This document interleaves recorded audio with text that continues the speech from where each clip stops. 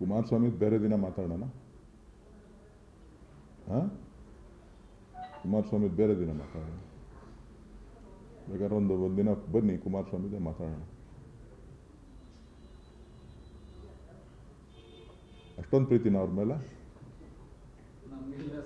ಅಷ್ಟೊಂದು ಪ್ರೀತಿನ ನಿಮ್ಗೆ ಅವ್ರ ಮೇಲೆ? ಹಾಂ, ಅದು ಅಷ್ಟೊಂದು ಪ್ರೀತಿ ಇದ್ದರೆ ಹೇಳ್ತೀನಿ ಅಲ್ಲ.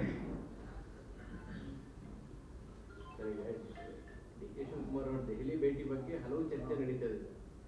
ಕೆ.ಜೆ. ಜಾರ್ಜ್ ಅವರಿಗೆ ಒನ್ ಟು ಒನ್ ಮಾತನಾಡಲಿಕ್ಕೆ ಅವಕಾಶ ಕೊಡ್ತಾರೆ, ಪಕ್ಷದ ಅಧ್ಯಕ್ಷರಾಗಿ ರಾಹುಲ್ ಅವ್ರ ಜೊತೆ ಒನ್ ಟು ಒನ್ ಚರ್ಚೆ ಮಾಡಲಿಲ್ಲ, ಈ ಥರ ಚರ್ಚೆಗಳೆಲ್ಲ ನಡೀತಾ ಇದೆ. ಅಲ್ಲ, ಕರೆಕ್ಟು. ಚರ್ಚೆಗಳಾಗಲಿ, ತೊಂದರೆ ಇಲ್ಲ. ಜಾರ್ಜ್ ಅವರು ಅತ್ಯಂತ ಹಿರಿಯ ನಾಯಕರು, ಭಾಳ ಪ್ರಭಾವಶಾಲಿ ನಾಯಕರು. ಸೊ ಹಾಗಾಗಿ ಅವರಿಗೆ ಅವಕಾಶ ಸಿಕ್ಕಿದೆ. ಅವರು ಕೇರಳದ ಜವಾಬ್ದಾರಿಯನ್ನು ಹೊತ್ತಿದ್ದಾರೆ. ಸೊ ಅವರು ಒನ್ ಟು ಒನ್ ಮಾತಾಡಿದ್ದಾರೆ.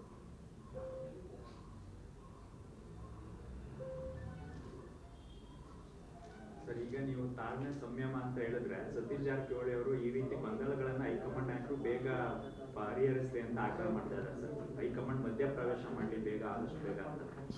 ಅವರು ಹಿರಿಯರಿದ್ದಾರೆ, ಅವರಿಗೆ ಸಾಕಷ್ಟು ವಿಚಾರಗಳು ಗೊತ್ತಿದೆ. ಸೊ ಹಾಗಾಗಿ ಅದ್ರ ಬಗ್ಗೆ ನಾನು ಮಾತನಾಡ್ಲಿಕ್ಕೆ ಹೋಗೋದಿಲ್ಲ. ಖರ್ಗೆ ಅವರು ರಾಜ್ಯದವರೇ ಆಗಿದ್ರು, ಅವರಿಗೆ ಎಲ್ಲರ ಇದು ಗೊತ್ತಿತ್ತು, ಅವರು ಮೌನ ವಹಿಸಿದ್ರು. ಕೆಲವೊಂದು ಕಡೆ ಈ ಗೊಂದಲನ ಡ್ರ್ಯಾಗ್ ಮಾಡ್ತಾರೆ. ನೀವು ಅದನ್ನು AICC ಅಧ್ಯಕ್ಷರು ನಿಮಗೂ ಭಾಳ ಹತ್ರ ಇದ್ದಾರೆ, ಇಲ್ಲೇ ಹತ್ರದಲ್ಲಿದ್ದಾರೆ, ಅವ್ರನ್ನೇ ಕೇಳಿದ್ರೆ ಭಾಳ ಒಳ್ಳೆಯದು. ಅವ್ರು ನಮಗೆ ಬಾಯ್ ಬಿಡಲ್ಲ, ನಿಮ್ಗೆ ಬಿಡ್ತಾರ? ಸರಿನಪ್ಪ, ಅವರು ನಮಗೆ ಬಾಯ್ ಬಿಡಲ್ಲ, ನಿಮ್ಗೆ ಬಾಯ್ ಬಿಡ್ತಾರ? ಅದು ನಮ್ಮ ಅವರ ಮಾತುಕತೆ.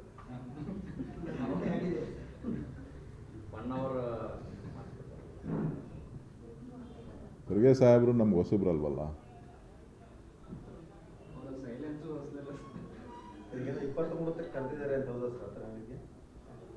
ಅಧಿವೇಶನ ಇದೆ, 29ಕ್ಕೆ ಅಧಿವೇಶನ ಇದೆ, 29ಕ್ಕೆ ಅಧಿವೇಶನ ಇದೆ, 31ರವರೆಗೂ ಅಧಿವೇಶನ ಇದೆ.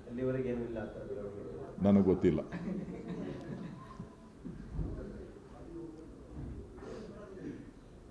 ಅಧಿವೇಶನ ಇದೆ.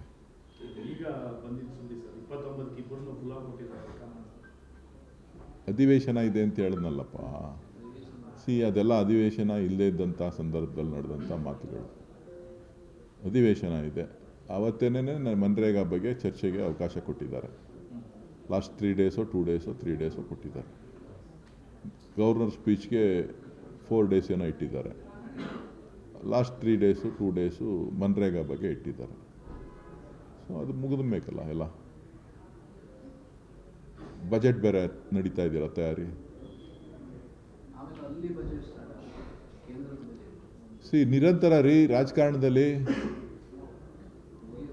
ನಿರಂತರ ರಾಜಕಾರಣಿಗಳಿಗೆ ನಿದ್ದೆ ಇಲ್ಲ, ಊಟ ಇಲ್ಲ, ನೆಮ್ಮದಿ ಇಲ್ಲ. ರಾಜಕಾರಣಿಗಳಿಗೆ ನಿದ್ರೆ ಇಲ್ಲ, ನೆಮ್ಮದಿ ಇಲ್ಲ, ಊಟ ಇಲ್ಲ. ಎಲ್ಲನೂ ಮಾಡೋರಿಗೆ ಎಲ್ಲನೂ ಸಿಗುತ್ತೆ. Thank you. ಹೇಳಿದ್ನಲ್ಲಣ್ಣ, ನಿನಗೆ ಎಷ್ಟು ಕ್ಲೀನಾಗಿ ಹೇಳಿದ್ದೀನಿ.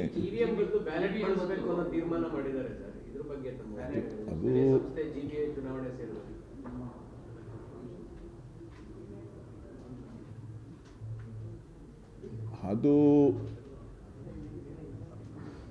ಅವಶ್ಯಕತೆ ಇಲ್ಲ ಅಂತ ಕಾಣಿಸ್ತದೆ.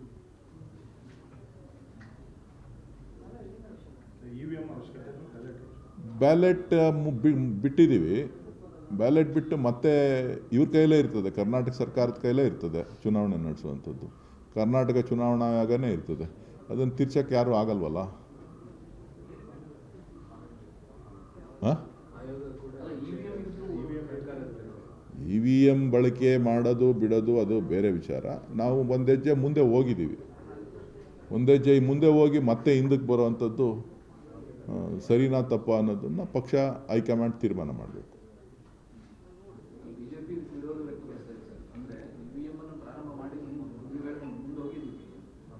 ನಾ ಹೇಳಿದ್ನಲ್ಲಪ್ಪ, ಮುಂದೆ ಹೋಗಿದ್ದೀವಿ ಅಂತ. ಇನ್ಯಾಕೆ ವಿಶ್ಲೇಷಣೆಗಳು ಹೋಗಬೇಡಿ, ಅಲ್ಲಿ ಮಾಡ್ಕೊಳ್ಳಿ. Thank you. ರಾಮಚಂದ್ರರಾವ್ ಪ್ರಕರಣ ಅದು ಮುಖ್ಯಮಂತ್ರಿಗಳನ್ನು ಗೃಹ ಮಂತ್ರಿಗಳನ್ನು ಕೇಳಬೇಕು. ಅವ್ರು ಆಲ್ರೆಡಿ ತೀರ್ಮಾನ ತೊಗೊಂಡಂಗಿದೆ ಅಲ್ಲ, ಅವರಿಗೆ ಆತ್ಮೀಯರು, ಅವ್ರನ್ನೇ ಕೇಳಬೇಕು. ಗೃಹ ಸಚಿವರಿಗೆ ಆತ್ಮೀಯರು ಹಂಗಂತಾರೆ.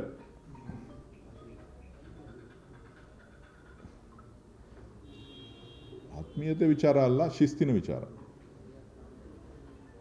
ಯಾರಿಗೆ ಆತ್ಮೀಯರಿರಲಿ, ನನಗೂ ಆತ್ಮೀಯರು ಬೇಜಾನ್ ಜನ ಇರ್ತಾರೆ. ಆತ್ಮೀಯತೆಗಿನ್ನ ಶಿಸ್ತು ಭಾಳ ಮುಖ್ಯ. ಶಿಸ್ತು ಮತ್ತು ಪೊಲೀಸ್ ಘನತೆ, ಕರ್ನಾಟಕ ಪೊಲೀಸ್ನ ಘನತೆ ಭಾಳ ಮುಖ್ಯ. ಆ ಘನತೆಯನ್ನು ಎತ್ತಿಡಿಯುವಂಥ ಕೆಲಸ ಸರ್ಕಾರ ಮಾಡ್ತದೆ ಅಂತ ಭಾವಿಸಿದ್ದೇನೆ. ಇತ್ತೀಚಿನ ದಿನಗಳ ಬೆಳವಣಿಗೆ ನೋಡಿದ್ರೆ ಆ ಘನತೆನೇ ಹಾಳು ಮಾಡುವಂಥ ಬೆಳವಣಿಗೆಗಳೇ ಆಗಿದೆ. ಈಗ ಅಲ್ಲ ಹೇಳಿದ್ನಲ್ಲ, ಇಲ್ಲಿ ನೋಡಿ, ಇಲ್ಲಿ ನಮ್ಮ ಕರ್ನಾಟಕ ಪೊಲೀಸ್ಗೆ ಇತಿಹಾಸ ಇದೆ. ಕರ್ನಾಟಕ ಪೊಲೀಸ್ ಬಹಳಷ್ಟು ಶಕ್ತಿಶಾಲಿ ಆಗಿದೆ. ಸೊ ಆ ಘನತೆಗೆ ಧಕ್ಕೆ ಬರದೇ ಇರೋ ರೀತಿ ಸರ್ಕಾರದ ತೀರ್ಮಾನಗಳು ಇರುತ್ತೆ ಅಂತ ಹೇಳಿ ನಾನು ಭಾವಿಸಿದ್ದೇನೆ.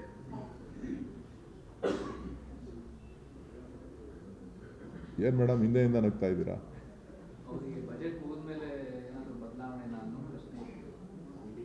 ಇನ್ನ ಟೈಮ್ ಇದೆಯಲ್ಲ, ಮಾತಾಡೋಣ ಬಿಡಿ.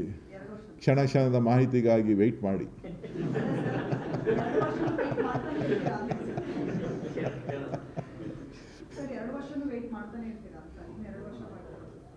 ಭಗವಂತನ ಇಚ್ಛೆ, ಏನೇನು ತೀರ್ಮಾನ ಆಗುತ್ತೋ ಕಾದು ನೋಡೋಣ.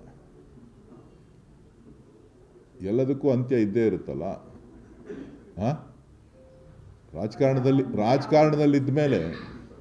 ರಾಜಕಾರಣದಲ್ಲಿದ್ಮೇಲೆ ಯಾವುದೂ ಶಾಶ್ವತ ಅಲ್ಲ. ಅಧಿಕಾರನೂ ಶಾಶ್ವತ ಅಲ್ಲ, ತಾಳ್ಮೆನೂ ಶಾಶ್ವತ ಅಲ್ಲ.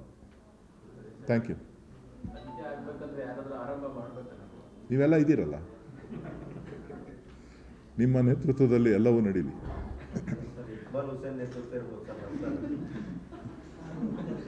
ಅವರು ರಾಮೋತ್ಸವ ಬಿಸಿಲಿದ್ದಾರೆ, ರಾಮೋತ್ಸವ ಮಾಡೋದು ಬಿಸಿಲಿದ್ದಾರೆ. ನಿರ್ಭೀತ, ನಿಷ್ಪಕ್ಷಪಾತ, ವಿಶ್ವಾಸಾರ್ಹ ಸುದ್ದಿಗಳಿಗೆ ಮತ್ತೊಂದು ಹೆಸರಾಗಿರುವಂತ ನ್ಯೂಸ್ 18 ಕನ್ನಡ ಈಗ ಆಪ್ನಲ್ಲೂ ಲಭ್ಯವಿದೆ. ದಯವಿಟ್ಟು ಇಲ್ಲಿರುವ QR ಕೋಡ್ ಅನ್ನ ಸ್ಕ್ಯಾನ್ ಮಾಡಿಕೊಂಡು ಆಪ್ ಅನ್ನ ಡೌನ್ಲೋಡ್ ಮಾಡೋದಕ್ಕೆ ಮರಿಬೇಡಿ. ನಿಮ್ಮ ಬೆಂಬಲ ಹೀಗೆ ಸದಾ ನಮ್ಮೊಂದಿಗಿರಲಿ. ಧನ್ಯವಾದ.